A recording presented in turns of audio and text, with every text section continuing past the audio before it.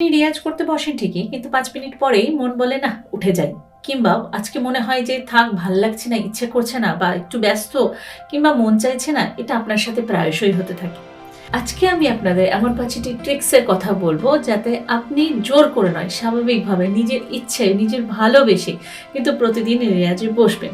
যতই আপনি ব্যস্ত হন, যতই আপনার নানা কাজ থাকুক, এবং এটা ছোট বড় প্রত্যেকের জন্য কিন্তু ইম্পর্টেন্ট। তো সুতরাং যারা নানা কাজের মধ্যে থাকেন এবং সময় পান না, তাদের জন্য এটা কার্যকরী। এবং বিশেষ করে ছোটদের, যারা বাবা মার কথা শুনে হয়তো জোর করে বসো, ভালোবেসে রেয়াজ করতে বসো না, তাদের জন্য কিন্তু ভীষণ ইম্পর্টেন্ট। তো চলো দেরি না করে শুরু করি আজকের ক্লাস।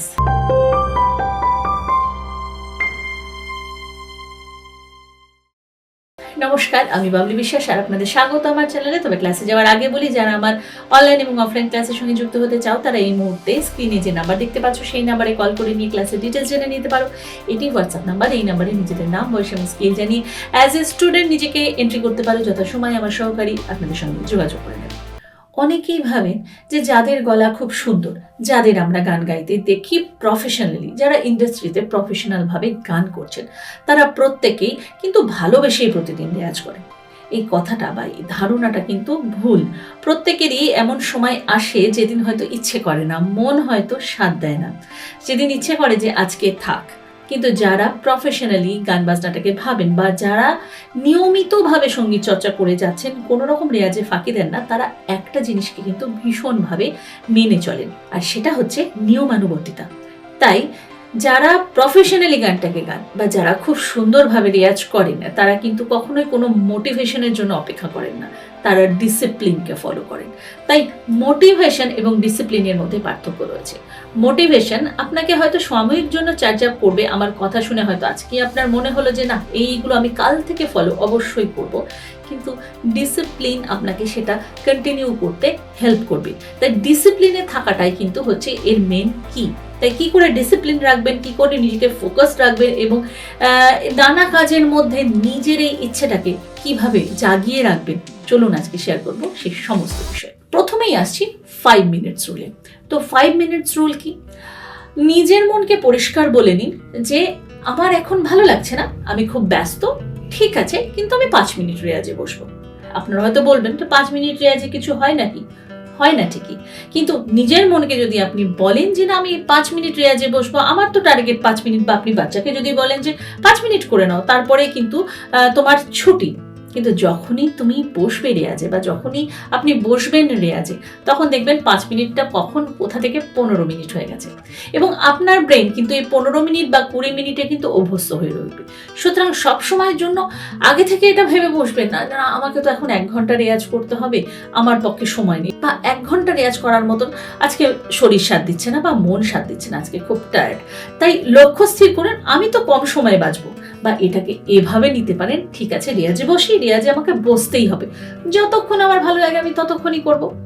সুর এমন জিনিস, যেখানে আপনি শুরু করলে কিন্তু আস্তে আস্তে দেখবেন সময় চলে যাচ্ছে, এবং আপনি যেটা ভেবেছিলেন যে মনের ক্লান্তি হয়েছে বলে আজকে রেয়াজে বসবো না, সেই মনের ক্লান্তিটা কিন্তু অনেকখানি ফ্রেশ হয়ে যাবে। এবং আমার যদি কথা বিশ্বাস না হয়, আপনি করেই দেখবেন। আপনি অফিস থেকে ফিরে এসেছেন ভীষণ টায়ার্ড, আর আমি অনেককে বলতে শুনেছি, অফিস থেকে ফিরে আসার পর, সারাদিন কাজকর্মের পর আমার আর ভালো লাগে না যে রেয়াজে করতে বসি। কিন্তু এটাকে যদি এভাবে বলেন যে এই যে ক্লান্তিটা হয়েছে, এটাকে আমি রেয়াজে মেটাবো, তাহলে দেখবেন জিনিসটা সত্যিই কাজে দেবে। তাই প্রথম রুলস হচ্ছে যে একটা টাইম আপনি মেনটেন করে নিন, যে টাইমটা ভীষণ শর্ট, যেটার জন্য আপনার ব্রেন অযথা আপনাকে অজুহাত দেবে না যে এতক্ষণ আমি পারবো না। তো সেই টাইমটা করুন, হোক সেটা 5 মিনিট, হোক সেটা 10 মিনিট। যখনই রেয়াজে বসবেন, আস্তে আস্তে দেখবেন রেয়াজের মধ্যে আপনার মন বসে গেছে। রুলস নাম্বার 2, ফিক্স টাইম রাখুন। অর্থাৎ দিনের মধ্যে একটি নির্দিষ্ট সময় কিন্তু আপনাকে রেয়াজে বসতে হবে। হতে পারে এটা ভোরবেলা, বা হতে পারে আপনার সময় অনুযায়ী। ভোরবেলায় যদি আপনি রেয়াজে বসতে পারেন, তাহলে সেটা সব থেকে ভালো। বিশ্বাস করুন, সমস্ত কাজে যাওয়ার আগে যদি এটা আপনি প্রথমেই সেরে নেন, তাহলে কিন্তু আপনার মনেও থাকবে যে না, এটা আমি প্রথমে করে ফেলেছি, সুতরাং আজকের কোটা আমার পূর্ণ, এবং আপনি একটা রেগুলারিটি মেনটেন করতে পারবেন। কিন্তু আপনার যদি জীবন এরকম থাকে যে কোনোভাবেই আপনি ভোরবেলা ম্যানেজ করতে পারছেন না, তাহলে দিনের সেই সময়টা বাঁচুন, যে সময়টা আপনি প্রায় সময়, অর্থাৎ প্রায় দিনই, সপ্তাহের প্রায় 7 দিনই আপনি পার্টিকুলার সেই সময়টা কোনো কাজ করেন না। হয়তো আপনি সে সময় ফোনে স্ক্রলিং করেন, হয়তো বা আপনি টিভি দেখেন, হয়তো বা আপনি একটু গল্পগুজব করতে পছন্দ করেন। ঠিক সেই সময়টাকে আপনি কিন্তু রিয়াজের জন্য বাছুন, এবং সেটা দিনের যে কোনো সময় হোক, কিন্তু সেই সময় আপনাকে গিয়ে রিয়াজে বসে পড়তে হবে। কারণ একটি কথা আমি প্রথমেই বলেছিলাম যে মোটিভেশন নয়, ডিসিপ্লিনই আপনাকে এটা করতে বাধ্য করবে। তাই ওই ঘড়িতে ওই সময়টি বাজবে, সোজাসুজি গিয়ে আপনি রিয়াজে বসে পড়ুন। কতক্ষণ রিয়াজ করবেন সেটার উপর কোনো প্রেশার দেবেন না, অর্থাৎ আগের রুলস, অর্থাৎ আমাকে রিয়াজে বসতে হবে, আমি রিয়াজে বসলাম। রুলস 3, রিয়াজ রুটিন। আপনাকে একটা সঠিক রেয়াজ রুটিন বানাতে হবে। অনেকেই এরকম আছেন, আজকে কি রেয়াজ করব সেটা বুঝে পাই না বলেই রেয়াজে বসা হয় না। রেয়াজ করতে গেলে কোনটা শুরুতে করব কোনটা শেষে করব বুঝতেই পারি না। গানটা আগে করা উচিত না রাগটা আগে করা উচিত, গলা সাধতে হয় কি করে, কোনো কিছুর আইডিয়া থাকে না। ফলে কোনো রুটিন থাকে না, যে রুটিন আপনাকে মোটিভেট করবে প্রতিদিন রেয়াজে বসতে। তো সুতরাং রেয়াজের একটা সঠিক নিয়ম রয়েছে, সঠিক রুটিন রয়েছে। সেই রুটিন কিন্তু আমি আমার প্রত্যেকটি স্টুডেন্টকেই দিয়ে থাকি। তোমরা যারা ভয়েস ট্রেনিং ক্লাস কমপ্লিট করেছো তারা প্রত্যেকেই জানো তোমাদের 1 ঘন্টার একটা রেয়াজ রুটিন আমি তোমাদের সাথে শেয়ার করেছি, যে রুটিনে তোমাদের প্রত্যেক দিন তোমরা মোটিভেট থাকো যে হ্যাঁ, এবং তোমরা জানো যে আমাকে এটার পর এটা করতে হবে।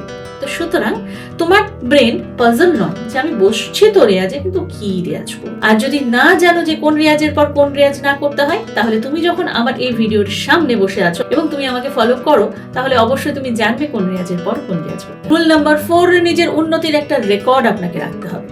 অর্থাৎ আপনি প্রত্যেক দিন রেয়াজ করছেন, কিন্তু মাসে একটা দিন রাখুন যেখানে আপনি পার্টিকুলার কোনো একটি রাগ বা কোনো একটি গান যেটা 1 মাস আগে রেকর্ড করেছেন সেটা আপনি আবার 1 মাস পর রেকর্ড করুন। নিজের উন্নতিটাকে শুনুন।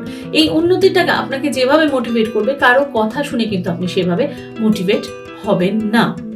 তাই যে কোনো একটা টপিক বেছে নিন। হতে পারে আপনার গলায় কাজ নেই, পার্টিকুলার একটা লেসন আমি আপনাকে দিয়েছি, আপনি সেটা অভ্যেস করছেন, সেই সময় আসেনি, আপনি হোমওয়ার্ক পাঠিয়েছেন, আমি বলেছি যে না এটা আপনার হয়নি, 1 মাস প্র্যাকটিস করার পর সেই হোমওয়ার্ক আবার নিজে করে দেখুন, আবার শুনে দেখুন যে পার্টিকুলার সেই টপিকটা আপনার ক্লিয়ার হলো কিনা। তো এইভাবে নিজেকে যখন আপনি যাচাই করবেন এবং নিজের উন্নতি যখন একটু একটু করে বুঝবেন, তখন দিনের শেষে বা সেই পার্টিকুলার সময়ে এসে আপনার মনে হবে যে না চলো আবার রিয়াজে বসি। এবং 5 নম্বর রুলস হচ্ছে নিজের গোলকে সামনে রাখুন। কেন আপনি গান শেখা শুরু করেছেন? নিজের ভালো লাগার জন্য, বা ইউটিউব চ্যানেল চালানোর জন্য, না স্টেজ পারফরমেন্স দেওয়ার জন্য, বা আপনার কোনো পছন্দের শিল্পী রয়েছে যার মতন আপনি গান গাইতে চান, তার জন্য আপনি গান শেখা শুরু করেছেন। তো সেই গোলসটাকে যেখানে আপনি রেয়াজে বসছেন তার সামনে রাখুন। অর্থাৎ আপনার প্রিয় শিল্পী যার গান আপনি দিনরাত শোনেন, যার গান শুনে সকালে ঘুম থেকে ওঠেন, যার গান শুনে আপনি রাত্রের বেলায় ঘুমোতে যান, সেই প্রিয় শিল্পী, সেই আইডলকে আপনার সামনে ছবিতে রাখুন, যাতে আপনার যখন মনে হবে যে না ভালো লাগছে না আজকে রেয়াজে বসতে, অন্তত সেই ছবিটা দেখে আপনার মনে হবে যে আমি তো এর মতো হতে চাই। আজকাল এআই এর যুগ আছে, আপনার যদি টার্গেট থাকে যে হাজার হাজার দর্শকের সাথে আমি গান করব, বানিয়ে নিন একটা এআই দিয়ে ছবি যেখানে আপনি হাজার হাজার দর্শকের সাথে গান করছেন এবং রাখুন সেই ছবিটা সামনে।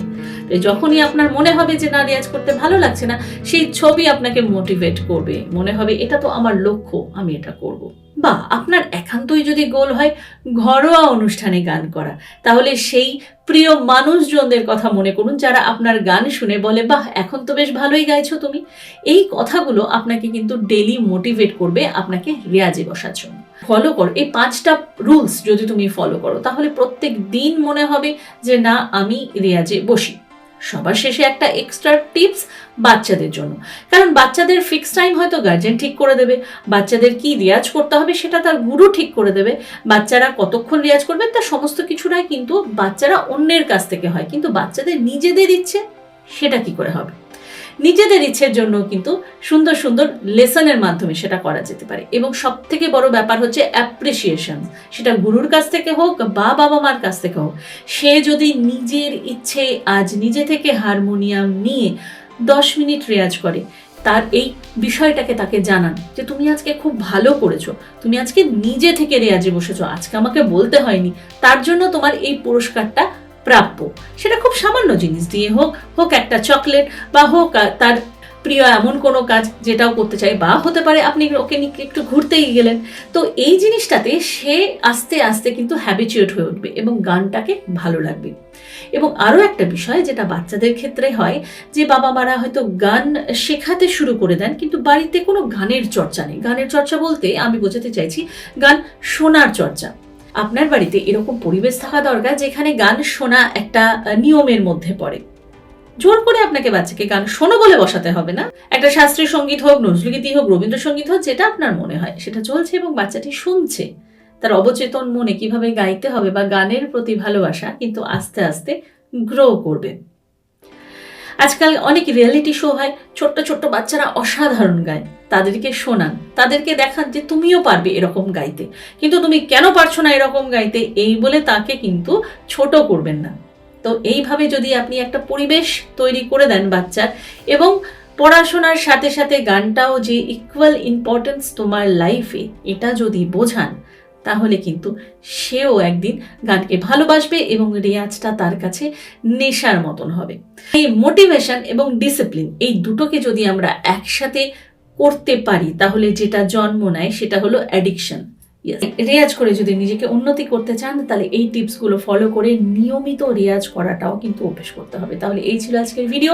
আপনাদের কেমন লাগলো অবশ্যই কিন্তু কমেন্ট করে জানাবেন। ভালো লাগলে করবেন অবশ্যই লাইক এবং শেয়ার। এবং আজকে আমার চ্যানেলে যারা নতুন, যারা এখন আমার চ্যানেলটিকে সাবস্ক্রাইব করেনি, তারা নিচে থাকা সাবস্ক্রাইব বাটনটিকে অন করে দিয়ে অল নোটিফিকেশন অন করে দিতে ভুলবেন না। আজকে এই পর্যন্তই।